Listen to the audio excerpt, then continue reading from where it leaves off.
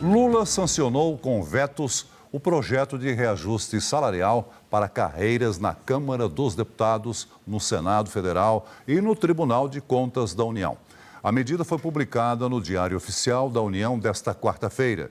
O presidente barrou benefícios que permitiriam remuneração acima do teto salarial do serviço público. Vamos então a Brasília, ao vivo, com a repórter Suane Guerreiro, que tem os detalhes. Suane, já houve aí alguma reação em Brasília? Oi, Celso, muito boa noite a você, a quem nos acompanha. Os parlamentares ainda estão nesse clima pós-carnaval, mas sim foram acionados.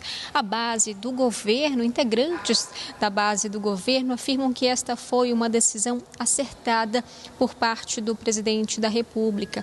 Já integrantes da oposição desconversaram um pouco, disseram que este não é o foco neste momento e querem evitar um possível desgaste em relação à derrubada deste veto de uma medida que é considerada impopular por grande parte da população, já que foram vetados aí os chamados penduricalhos, que seriam verbas indenizatórias que permitiriam então que o teto do funcionalismo público constitucional fosse ultrapassado. Aí este teto que passa um pouquinho dos R$46.300. Então a gente tem essa mobilização aí por parte, tanto da base do governo quanto da oposição, que se posicionaram ao longo desta quarta-feira, mas este veto também já era um veto esperado, já que o ministro do Supremo Tribunal Federal, Flávio Dino, ele determinou há poucas semanas, cerca de 2 semanas, que os poderes da República fizessem uma revisão e até suspendessem essas verbas indenizatórias que permitem o chamado extrateto, receber acima deste teto do funcionalismo e que não estão previstas na legislação do país. Por isso, então, já era um veto esperado por parte de integrantes do Congresso Nacional. Só para a gente relembrar, Lula sancionou, então, o reajuste para este ano de 2026 dos servidores da Câmara, do Senado e também do Tribunal de Contas da União. Também sancionou um trecho que prevê que essas são carreiras típicas de Estado, o que dá uma maior força para essas carreiras, garantindo então segurança jurídica e dizendo que elas são relevantes para o funcionamento dos poderes. E, no entanto, ele vetou outros pontos, entre eles um que previa esse reajuste escalonado até 2029 e também a chamada licença compensatória, aquela licença que previa um dia de folga a cada 3 dias trabalhados para algumas funções e que esse dia de folga, que poderia chegar a 10 dias no mês, poderia ser recebido em dinheiro. Isso elevaria, então, esses salários. Isto foi vetado. O reajuste, então, está previsto só para esse ano e não mais até 2029, já que também, de acordo com o Palácio do Planalto, isso iria ferir a lei de responsabilidade fiscal, já que manteria gastos aí para outros anos, além do mandato do atual presidente da República, o presidente Lula. Eu volto com você, Celso. Suane Guerreiro, obrigado. Boa noite para você. E para conversar sobre esse assunto, eu convoco as analistas Basília Rodrigues e Natália Fruet. Começando com a Basília. Lula já havia aí sinalizado o veto aos penduricalhos. E agora, Basília? O projeto foi aprovado por todas as bancadas. O Congresso deve derrubar o veto ou vai mantê-lo, temendo um desgaste eleitoral? Pois é, Celso.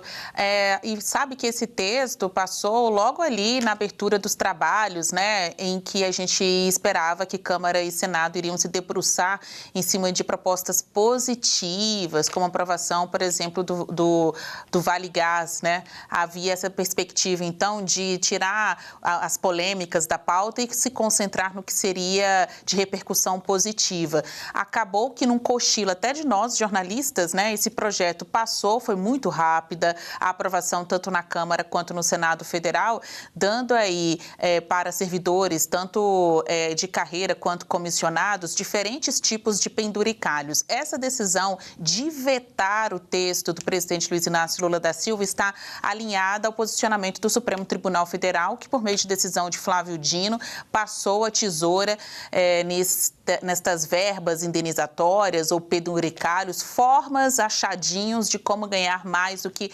R$46 mil. Será que a gente está em condição de termos aí funcionários públicos, por mais que eles trabalhem, ganhando acima do teto constitucional? Que casta, né, ou que grupo especial é esse de trabalhadores que se diz no direito de ganhar mais do que a própria Constituição prevê? Caiu muito mal na opinião pública. Tem alguns integrantes do Congresso que, inclusive, participaram da votação desse texto, mas agora estão prevendo aí a possibilidade até de manifestações nas ruas, a exemplo do que aconteceu no ano passado com a chamada PEC da blindagem ou PEC da bandidagem, que dificultava a abertura de ações de inquéritos policiais contra congressistas. Então, se a onda de iniciativa popular, né, de crítica popular que se abateu nas ruas no ano passado contra essa PEC, se repetir neste ano, em pleno ano eleitoral, contra este salário a mais, e não só isso, né, até licenças compensatórias, a possibilidade de pegar uma folga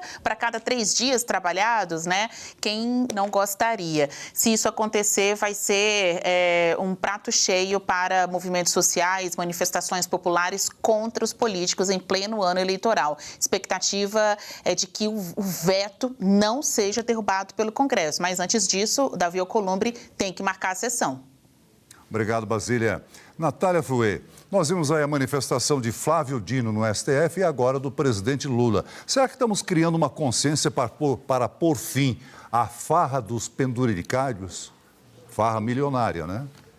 Então, Celso, boa noite para você, para Brasília, para todo mundo.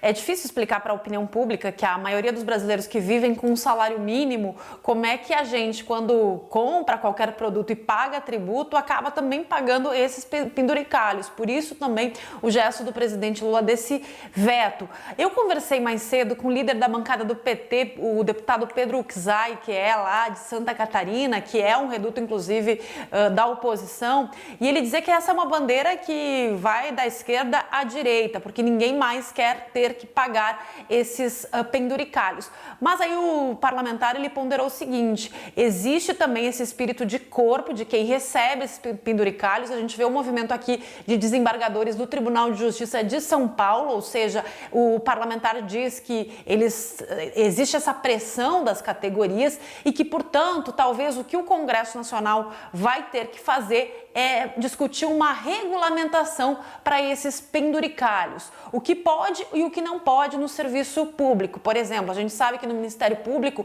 os promotores e procuradores, eles têm ali o direito a uma verba extra para figurino.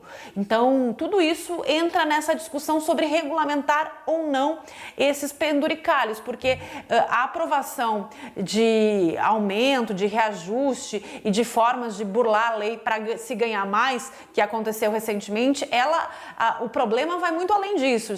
Existem direitos que já foram adquiridos pelas categorias que dificilmente elas vão abrir mão disso e que, portanto, muitos conseguem na justiça o direito de seguir recebendo esses penduricalhos.